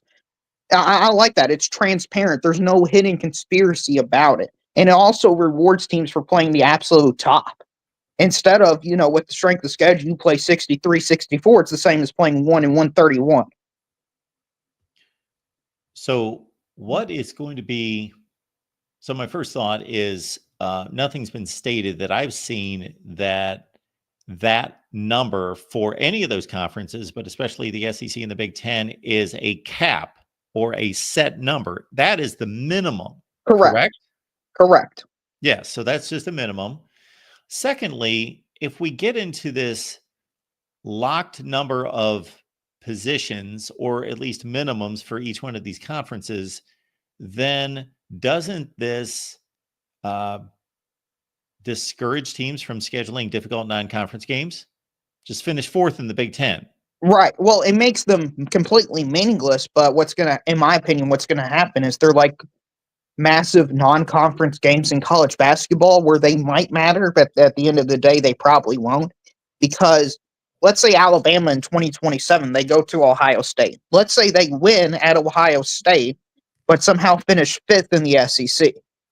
Well, that Alabama team's obviously going to be selected over everyone else. So that's how we could get better non-conference games.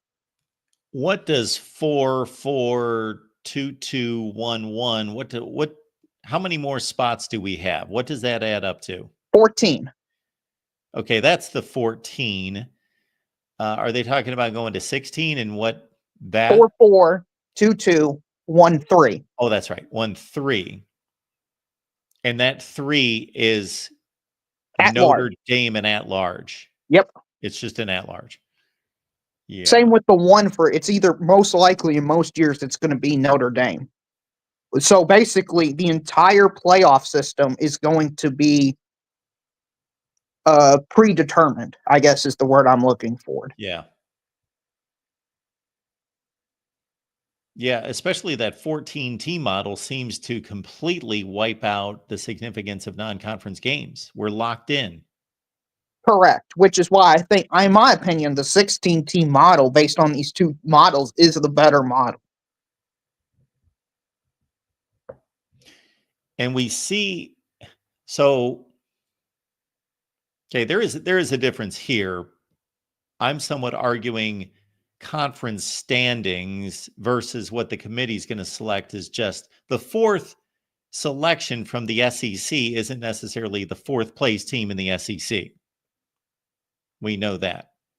Right. Well, I think what's going to happen now, I don't know if this is going to happen. I think we're going to have those playoffs inside of playoffs I was talking about, where you're going to have 3 play 6 and 4 play 5, and the winner of those two games be the 3 and 4 seed within the SEC and Big Ten going forward.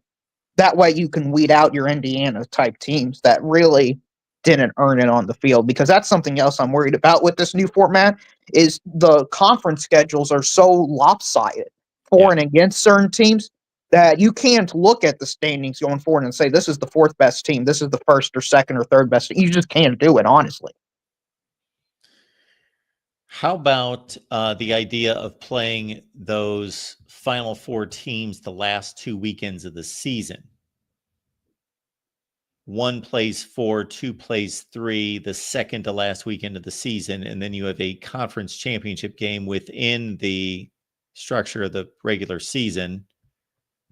Yeah, that's something the ACC conference commissioner suggested doing. Was he was going to have the first round of the ACC game, so the 1-4 and 2-3, if they were to do it that way, played in the final week, and then the conference championship game be played in the conference championship game week.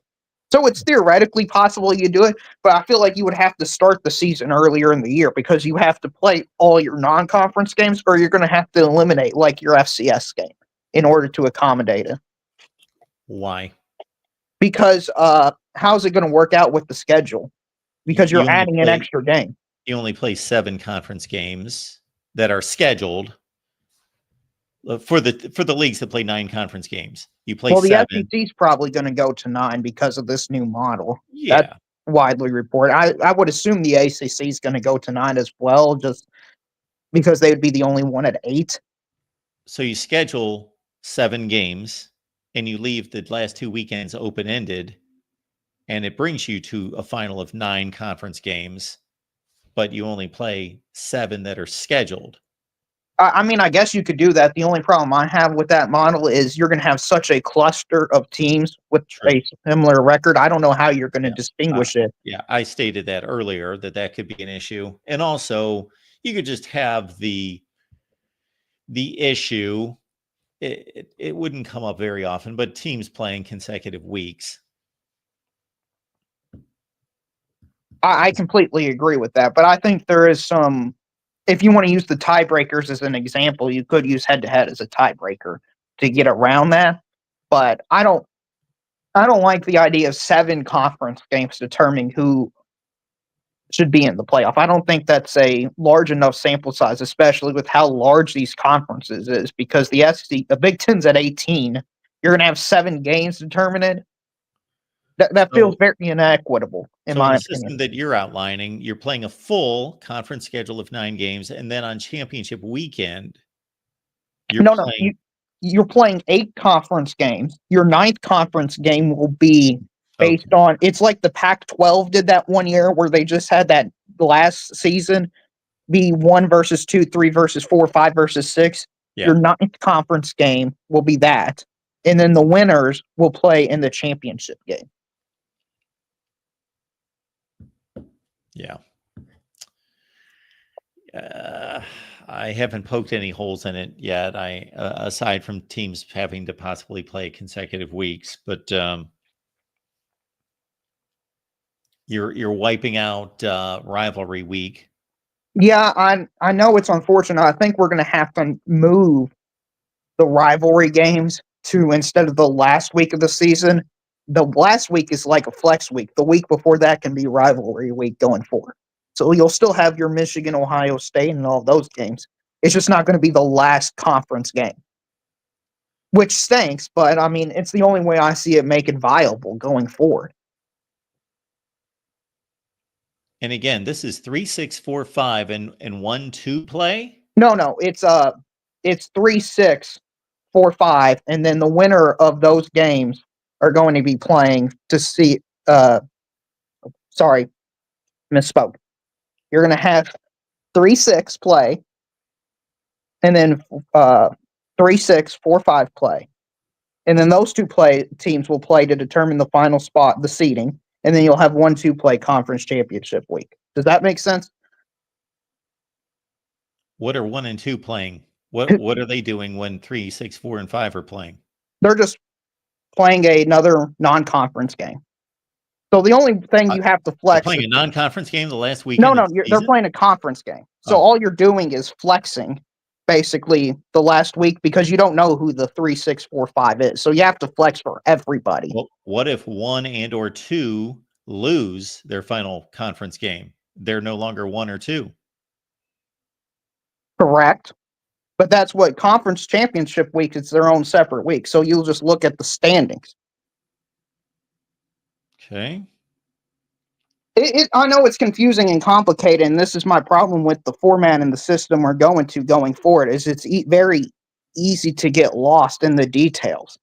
And it's too complex. And this is why I don't like the direction the sport's going in general, is you can't explain it to anybody. It's like you have to have. Exactly. You've hit on an issue that was going to be my next point. I don't think, like a lot of things in life, that what is best, and if there is a path that is best, but it's complicated, but it's still the best, well, most of the time you still need to take it. Do the thing that's difficult, if that is truly the best thing. But this is a marketing deal too. This is a entertainment, and to have even knowledgeable college football fans be confused about, why am I seeing these teams play? I don't know that that's really good for the sport, to have people not understand what the hell's going on. I completely agree with you, but I think the rankings, the way they were introduced this season, also had the same effect because you would have what ESPN did for the first few weeks is you would have the actual rankings, and then it would show it based on the bracket. I think your casual fan is like, why is Boise State ranked the 9th best team in the country, but yet they're the 4th seed? How does that make sense? So I think we're already getting into that convoluted, complex territory. And I think that's a natural thing that's going to happen when you expand playoffs. It's because you're introducing more and more and more variables.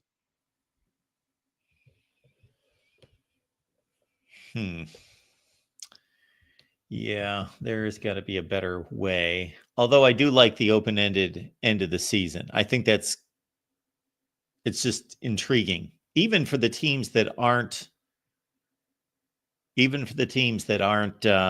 involved in the playoff or conference championship, just to have the suspense of not knowing who you're playing at the end of the year. Yeah, it feels like that's the only way to make it work going forward. Because if you have it set in stone, you're going to have to add another week to the season, and then we'll be playing some years into February. And I don't think people want to be playing into February or even mid-February if we go to a 16-team playoff. No, we do not want that. And the conference champion, to me, the conference championships either have to go away and there be legitimacy brought back to whoever the regular season champion is as the champion, and there has to be a reward for that. There has to be something earned by winning a conference championship. Right. Well, I hate to say it, but it's easier just to get rid of the conference championship game. And in my opinion, it'd be equally more valid in some aspects of saying you're the regular season champion, you're the 1 seed going into the playoffs. You're the 2nd seed, you're the 2 seed because you've had 9 games of data to go through. Yes. Unfortunately, the conferences are too large and we might have ties for conference championships. I understand. And then in that case, you can have a game as a tiebreaker. It feels like conference championship games, especially this year when watching the SEC conference championship game and the Big Ten conference championship game. I know Josh Pate said this about the SEC. It felt like an exhibition game. And that's a terrifying place to game when your conference championship game has an exhibition game feel to it. Was it played like an exhibition game? I don't think it was played like it, but overtime. Yeah, I know, but the feeling, the atmosphere, there was no stakes. There was literally nothing on the line for either of those teams. It wasn't a win and you're in or lose or go home. It's, you win and your seating somewhat improved, or if you lose, your seating is slightly worse. But even in those cases, it wasn't true because Texas got the better draw going forward. Absolutely. The same thing happened in the Big Ten. Right. Which is why this whole thing's a mess. And why I'm out of the 14 and 16, I'm more in favor of the 16 because it's just easier to format it going forward. Because what I think is going to happen and what I hope happens is the first round of games is played at home. Then you whittle it down to 8. I believe the second round of games should be played at home as well. But it seems like the New Year's Six Bowls, from what I'm seeing, is going to be taken over. And that point, people are just going to be traveling everywhere. And I think that eliminates the buys and inequities and all that stuff as well. And what does a conference championship do for any team that's in a 16-team playoff? Seeding. It's just pure seeding. It's another resume quality win. So the Big 12 champion gets ranked ahead of the SEC runner-up? No. Not that. I meant if it's another added good win to your resume. Yeah. So if they could... That's not good enough for me. Yeah, I know it isn't, but that's the only way I feel like it's the most fair solution we have. Because we can't have the Big 12 champion be ranked ahead of the second best team in the SEC and Big 10 because they're just not that good. That's kind of the situation we fell in this year, where you're going to have completely distorted seeding, and it's going to ruin somebody's chances to win it all because of how the bracket shapes out.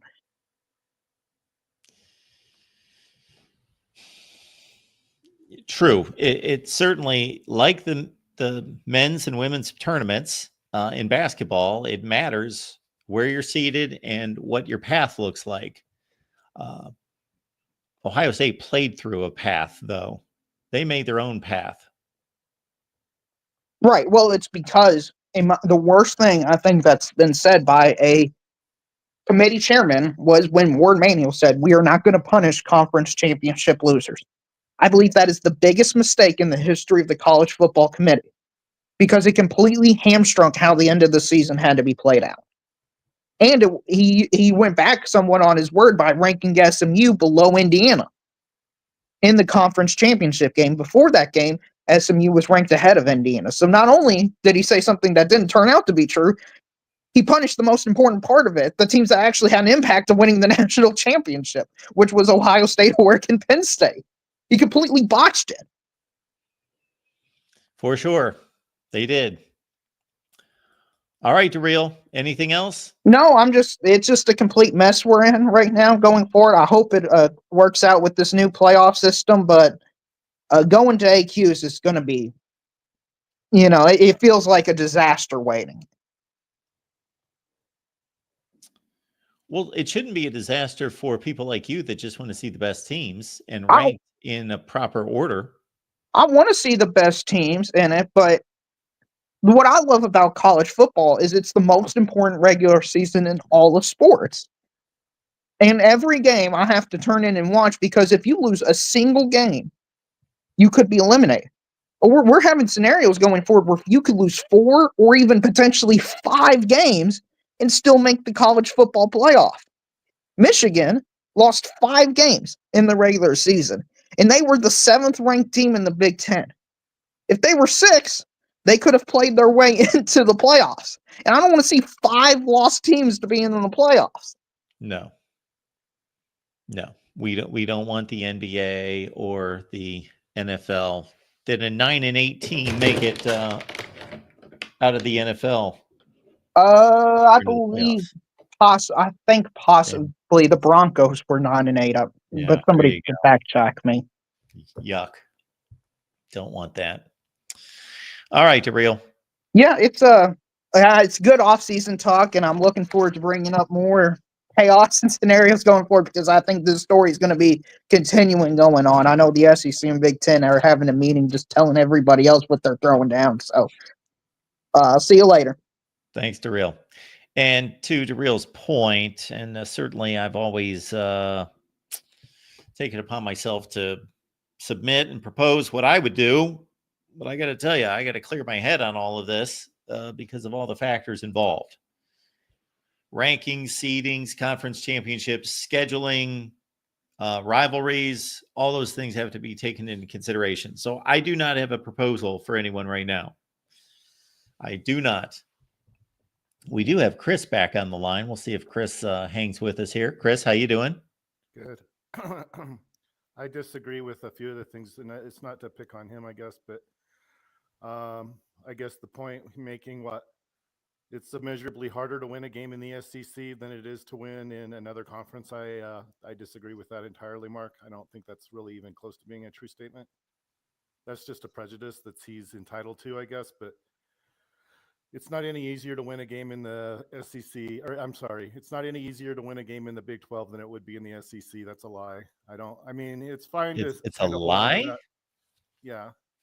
Being in the SEC gives a team an advantage in terms of marketing, in terms of potential, recruiting, I suppose. There's so many things I think that work to the advantage of almost any team. And of course, I understand there's always going to be teams that maybe don't quite measure up, but even those teams I think are capable. We're not talking about capable teams, though. It's objective truth. It's fact, though, that the SEC is currently a better conference than the Big 12. It has been a better conference. Better conference, I know. I'm not even saying that's not even questionable. Okay. I'm just saying that it's immeasurably harder to win a game. I mean, that's not true, DeReal MVP, and so you can't really say not that. Every game, but the average game or the totality of games are more difficult to win in the SEC than the Big 12. Sure. Well, and then he said he's holding on to another lie that, oh, well, the Big 12 showed that they really didn't belong. Okay, well, I want to know which team that was that drew MVP. Was it Arizona State or was it BYU? Looks to me like you have a little bit of a problem there. Either one, whichever one you pick. Even some of the teams maybe that didn't get picked, even Iowa State, I think, shows that they're pretty darn good. You know, I don't know what they would have done in the playoff. I'll be fair, but you know, you pick on these teams like. And the other thing I don't like about it, real MVP, the minute those teams are annexed into the SEC, they're going to be what you think are the best teams. So, you know, I don't know. I mean, go ahead and share this stuff as far as what it does to make you feel better. But until I see it, I guess, shown on the field, I mean, Arizona State probably should have beaten Texas. I mean, I Yeah, know they they didn't. played a great game. Well, they probably should have won. I mean, I don't think I that's really agree. a lie. They didn't. I mean, I'll be fair. They didn't win. So close doesn't get it done. But they weren't like this terrible team that, oh, they shouldn't have been. And then even Indiana, Mark, I have Indiana rated, you know, say whatever you want to about my rating. Maybe say it's garbage. I don't know. Maybe it is. I have them rated like really high even now. I mean, so, oh no, Indiana, they showed they didn't, you know, just because they got beat by a better team by a substantial margin. I mean, that just shows how good Notre Dame is, in my opinion. It doesn't say anything about whether Indiana wasn't good enough. And then there's one other point, if I can, and it's not to discredit anybody. Southern Methodist is 1 year out of, I mean, in all fairness, I don't think we can really, I think most teams take at least a year, don't they? I mean, if I'm wrong, I'm wrong. To, you know, yeah, they were in the Atlantic Coast, but they're really, I think, in my opinion, an American Athletic Conference team that played one season as a Atlantic Coast. And so we kind of know how an American team would fare not very well. I'll be fair, did not do very well, but you know, in my opinion, I think probably what the appropriate thing might have been to do in that situation, it's just my opinion, Mark. I think Army should have been in there instead of Southern Methodist. That's my objection. That's the only objection I have with the whole tournament, honestly. And I know that Army wouldn't have done very well, but that would have been the fair thing. And as far as Boise State, he was like slamming on Boise State too. I'll be fair. They got beat. They got their, you know, ass handed to them in a sling by Penn State, but they didn't quit. I mean, they didn't give up. I mean, I don't know what to tell you, but they didn't. I don't think they proved that they didn't belong there. I don't know if the arguments that they didn't deserve the bye, but you know, I mean, where else are you going to put them? And so I disagree. He says, word Emmanuel. Oh, he just showed how terrible he is. And I only see one thing wrong with it. And I already just said what it was. And maybe I'm wrong to even bring it up. I don't think Southern Methodist should have been selected, but I think the tournament itself worked out as well as I think anybody could have possibly hoped for. Oh, and it's just a disaster. According to Real MVP, it's just a disaster. And now we don't know what we're going to do because nothing worked out, I guess. I don't know. I don't know if you have the same opinion I do. Maybe you don't, but. Well, I think you bring up some valid points. I kind of question your selection of Army. Army was nowhere close to being one of the 12 best teams in the country. I had them at number 12. And they had their opportunity to show that and got steamrolled. But they just didn't play anywhere close to the schedule that could be evaluated. What's that? By Notre Dame. Yeah, but the rest of their schedule wasn't anywhere close to where it needed to be. Well, can I make one more point if you'll let me? Sure. Well, we had a conversation. This has been some time ago, and it's not really current in terms of what's happening at the moment.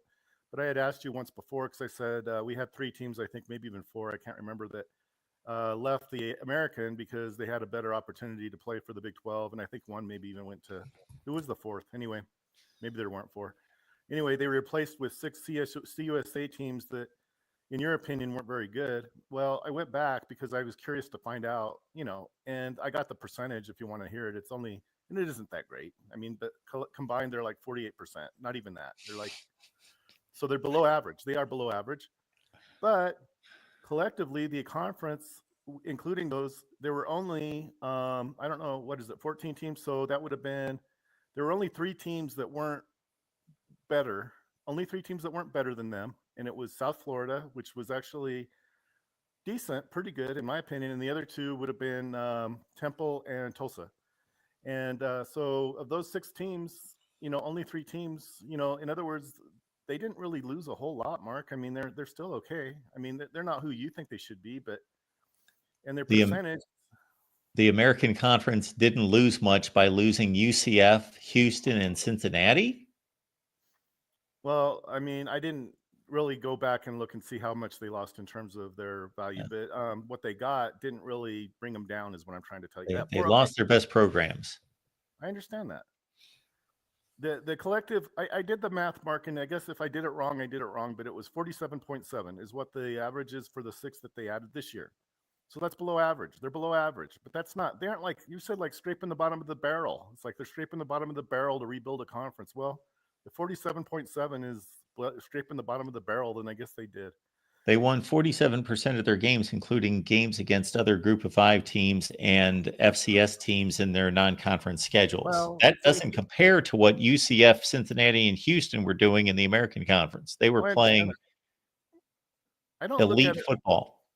I don't look at it like once the team's gone, I don't really even consider them anymore. I don't look at it like what's the Big 12 like now without Oklahoma and Texas. To me, it doesn't really matter. It's like they are who they are. Oh, and that's the other thing I want to just say, because I know how to do the math. And, people, if they don't want to look at my numbers, I guess that's okay. I have both the Atlantic Coast Conference and Big 12 staying pretty strong as being P5 conferences. That's with acquisitions that supposedly weren't the greatest. They're not losing much. I mean, they're actually holding on pretty good. And it includes it actually includes Notre Dame being exceptional. So that's probably why the Atlantic Coast Conference hasn't lost much mojo. But they're all, I mean, we still have the power conferences. It's just that they've been restructured. I mean, they're not, at least as far as I could, just from what I could tell. I'm not saying I know, I'm just saying from what I could tell with the numbers that I use, they're legitimate power conferences, both of them. And so, yeah, I agree with the new format as far as I think both the SEC and Big Ten probably deserve the higher percentage. I don't think that the 4 is too many for each one, as long as they give 2 to the Big 12 and Atlantic Coast. That's a good thing. And I think I would stop at 14. I don't know exactly what we gain by getting more teams involved. I mean, at some point, I think there's maybe becomes too many. So I would think 14 might be the magic number, but that's just, again, what I think. That's just my opinion. I'm not saying I know. That's just where I think that's probably a fair number. Well, there's 2 basic reasons to go from 16 or to go from 14 to 16. I'm not saying they're valid. I'm just saying the 2 reasons initially are you just play more games, therefore you make more money. And number 2, you don't have to determine who gets buys. Well, nobody gets a buy. I'm still trying to figure out what the big problem was with, like, even Boise State. I mean, if you don't want them in the Fiesta Bowl, where do they belong? I mean, to my opinion, that was as good a matchup as we could have possibly hoped for. Penn State and Boise State. Maybe the game didn't live up to what we expected it. I can maybe give, that might be a true statement. It was kind of a blowout, but I thought it was a good pairing. I don't know exactly what the problem is with that one. And as far as admitting Indiana, I totally disagree. I think Indiana deserved to be there. I don't agree with that statement, no matter who makes it. And then, like I said, the only thing I really didn't like was maybe including Southern Methodist. All right. Chris has left us again. Just to answer Chris's questions, which I believe are obvious to just about everyone watching.